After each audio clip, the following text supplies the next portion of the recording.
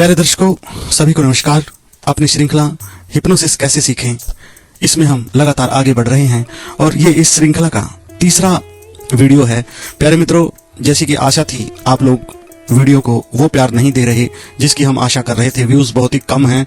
ये बहुत ही नॉलेजफुल श्रृंखला हमने शुरू करी है, तो प्लीज ज्यादा से ज्यादा लोगों को शेयर करें और खुद भी देखें। और यदि चैनल पे नए हैं तो चैनल को सब्सक्राइब जरूर कर लें, फेसबुक पेज को भी फॉलो कर लें। धन्यवाद। आइए बढ़ते हैं आगे। प्यारे मित्रों, मनुष्य का शरीर पंच तत्वों से बना हुआ है और यदि कोई रासायनिक प्रयोग करें तो क्या क्या निकलेगा शरीर में से? लोहा 1.5 ग्राम, चूना 1.5 ग्राम, फास्फोरस 1 ग्राम, कार्बन 30 ग्राम और जल 25 ग्राम। तो यह है इस मनुष्य शरीर की टोटल संपत्ति। 5 तत्वों से बना यह मनुष्य शरीर अंत में पंच तत्वों में ही विलीन हो जाता है। आधुनिक विज्ञान भी आज 5 तत्वों को यानी कि 5 एलिमेंट्स को स्वीकार करने लगा है। हिप्नोटिज्म जैसी क्रियाओं को समझने और समझाने के लिए यह सबसे ज्यादा जरूरी है कि हम मानव शरीर की इस रचना को भली भांति समझ लें। मानव शरीर मात्र हड्डियों का ढांचा नहीं है, बल्कि रहस्य, रोमांच और जादू का एक पिटारा है। आज भी विज्ञान इस शरीर के नए नए करिश्मों के कारण हैरान और परेशान है। कई ऐसी बातें हैं जिनका उसके पास कोई जवाब नहीं। मनुष्य का ये शरीर बड़ा ही रहस्यमय है। उदाहरण के तौर पर बहुत सारे मनुष्यों की उंगलियों में चुंबक पाया जाता है। लोहे की कीलें और ऑल पिन उंगलियों में स्वयं चिपक जाती हैं। इसी प्रकार अमेरिका के एक रेंजर का विवरण मिलता है कि उस पर बहुत बार बिजलियां गिर चुकी हैं और हर बार उसके शरीर का कोई न कोई अंग जरूर क्षतिग्रस्त होता है, लेकिन इतनी बिजलियां गिरने के बाद भी वो व्यक्ति सही सलामत है। एक और घटना, दिल्ली के पास एक गांव समयपुर के समीप रहने वाला मालीराम हर होली के दिन उसको सांप काटता है और वहीं की मिट्टी रगड़कर वो ठीक हो जाता है। अब तक उसे 22 बार सांप काट चुका है, लेकिन वो आज भी भली भांति सुरक्षित है।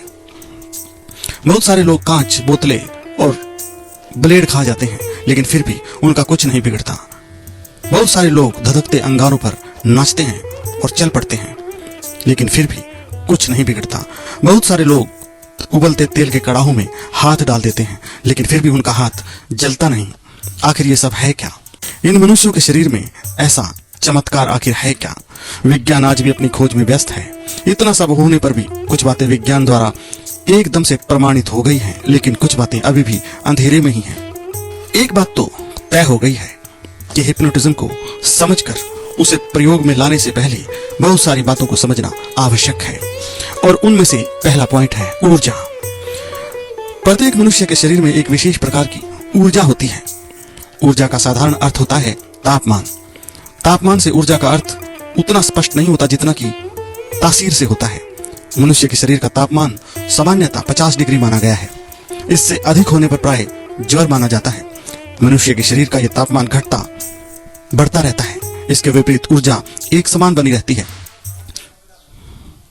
ऊर्जा जीवित तथा निर्जीव हर प्रकार के तत्वों में होती है। विशेष रासायनिक तत्वों का मिश्रण ही प्रत्येक वस्तु का निर्माण करता है। अत्यंत सूक्ष्मतम कण, जिन्हें अंग्रेजी में इलेक्ट्रॉन, प्रोटॉन और न्यूट्रॉन कहा जाता है, परस्पर एक दूसरे के आकर्षण में बंधे रहकर वस्तु का रंग, रूप और घनत्व बनाते हैं। हम इसी आधार पर उसे पहचान पाते हैं कि ये वो वस्तु है। यह सूक्ष्म कण निरंतर नाचते रहते हैं। यह तीव्र आकर्षण के कारण एक दूसरे से चिपके दिखाई पड़ते हैं। कुछ समय पहले तक इन सूक्ष्म अणुओं अर्थात इलेक्ट्रॉन, प्रोटॉन और न्यूट्रॉन के मिश्रण को अलग करना कठिन था, पर वैज्ञानिक आइंस्टाइन ने इनको अलग कर दिया और इसके परिणाम में भयानक ऊर्जा के रूप में अणु बम सामने आया। इलेक्ट्रॉन और प्रोटॉन का एक सूक्ष्म कण अणु माना गया है। ये अलग होकर एक भयंकर ऊर्जा को बिखेरता है और इसी से ये मान लिया गया कि हर वस्तु में एक महान ऊर्जा बसती है। अतएव इनके मिश्रण या संयोजन में अर्थात जिस रूप में हम वस्तु देखते हैं, कुछ न कुछ ऊर्जा उसमें अवश्य होती है। इसी प्रकार प्रत्येक जीव जंतु में अपनी एक अलग से ऊर्जा होती है। जुगनू की दुम में इसी प्रकार की ऊर्जा आप सभी ने देखी होगी। वह सितारों से टिमटिमाती हुई रोशनी हर मनुष्य ने देखी होगी। मनुष्य के शरीर में भी इसी प्रकार से ऊर्जा होती है। प्रत्येक मनुष्य की ऊर्जा अलग अलग लेवल पर दिखाई देती है और जब यह ऊर्जा किसी के संपर्क में आती है तो उसका सीधा प्रभाव जिस जगह मनुष्य कुछ देर बैठता है वहां पर जरूर पड़ता है और कुछ देर तक वह इसके जाने के बाद भी बनी रहती है। पास बैठने पर इस ऊर्जा का प्रभाव जरूर पड़ता है। इसी प्रकार आपने देखा होगा कि जब कोई एक व्यक्ति जिसको हम जानते भी नहीं हमारे पास आकर बैठता है तो शरीर में हलचल होनी शुरू हो जाती है, मन उदास होना शुरू हो जाता है और दो चार बातें करने पर ही हमारी सारी ऊर्जा वो व्यक्ति चूस लेता है। उसका ऑरा नेगेटिव होता है।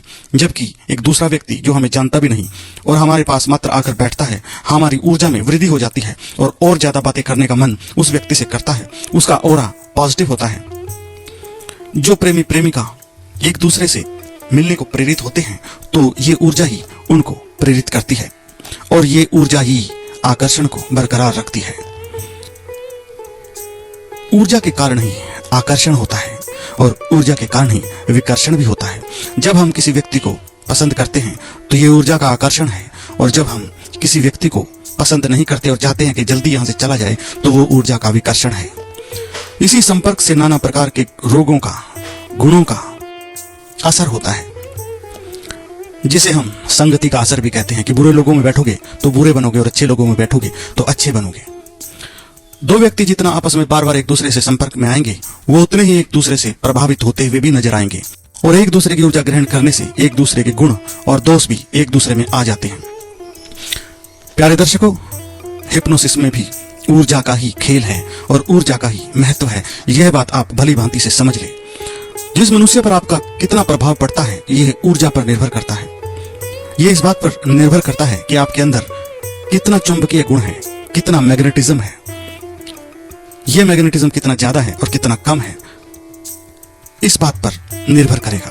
यदि आपकी ऊर्जा कम है तो अगले व्यक्ति पर आपका प्रभाव बिल्कुल ही कम पड़ेगा और यदि आप ऊर्जा से लबालब भरे हैं तो अगले व्यक्ति पर आपके ऑरा का बहुत अधिक प्रभाव पड़ेगा। परीक्षणों से यह प्रमाणित हो चुका है कि स्त्रियों में पुरुषों की अपेक्षा अधिक ऊर्जा होती है। इसी कारण पुरुष शीघ्र ही स्त्रियों की तरफ आकर्षित हो जाते हैं या उनसे प्रभावित हो जाते हैं।